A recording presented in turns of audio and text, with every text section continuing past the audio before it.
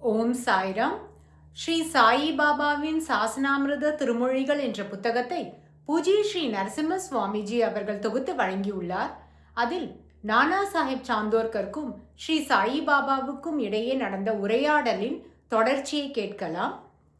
நானா: பாபா, தாங்கள் ஏன் என்னிடம் பேசவில்லை? ஸ்ரீ சாயி பாபா: என் அறிவுரையின்படி நடக்க வேண்டும் என்ற நினைப்பில்லாத ஒருவரிடம் நான் எப்படி பேசுவது? நானா: எந்த போதனையை நான் மறந்துவிட்டேன்? தங்கள் போதனைகள் யாவற்றையும் நான் ஞாபகத்தில் வைத்துள்ளேன்.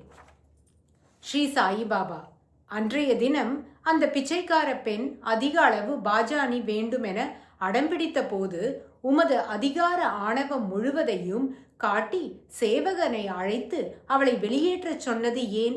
அவள் இன்னும் அதிகம் வேண்டுமென கேட்டுக்கொண்டு உன் வீட்டு வாசற்படியில் இன்னும் சற்று நேரம் உட்கார்ந்துவிட்டு போய்விட்டிருப்பாள்.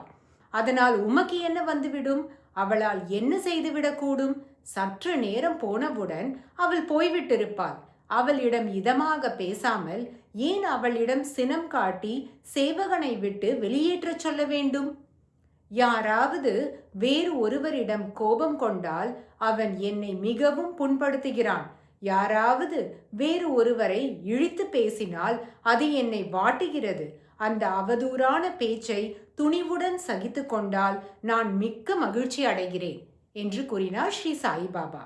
அடுத்த தலைப்பு: பாரபட்சமின்றி பிச்சையிடுதல் அதிதி என்பதற்கு விளக்கம். தினமும் வைஸ்வதேவ பூஜை நடந்த பின் அதிதிகளை, அதாவது விருந்தினரை எதிர்நோக்கி சில நிமிடங்கள் காத்திருந்து பார்த்த போதிலும் எவரும் வரவில்லை. அப்படியானால் வேதங்களில் அதிதிகளுக்காக காத்திருக்க வேண்டும் என கூறப்பட்டிருப்பது பொருளற்றதா என பாபாவிடம் விளக்கம் கேட்க தீர்மானித்தார் நானா சாந்தோர்கர்.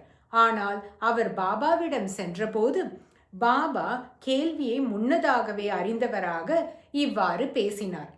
ஸ்ரீ சாயி பாபா: ஆமாம், அதிதிகள் வருவார்கள், நன்றாகவே வருவார்கள். இதன் தொடர்ச்சி நாளை கேட்கலாம். ஓம் சாய்ராம்.